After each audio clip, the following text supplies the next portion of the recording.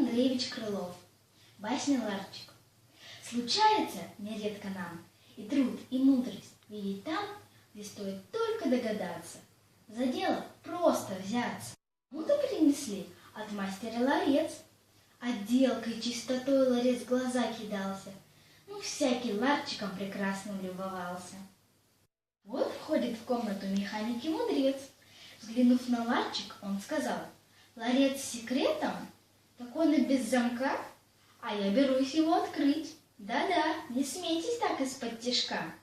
Отыщу секрет, и ларчик вам открою. В механике и я чего-нибудь достою. Вот за ларец принялся он, вертит его со всех сторон, голову свою ломает, то гвоздик, то другой, то скобку пожимает. Глядя на него, иной качает головой. Те шепчутся, а те смеются меж собой.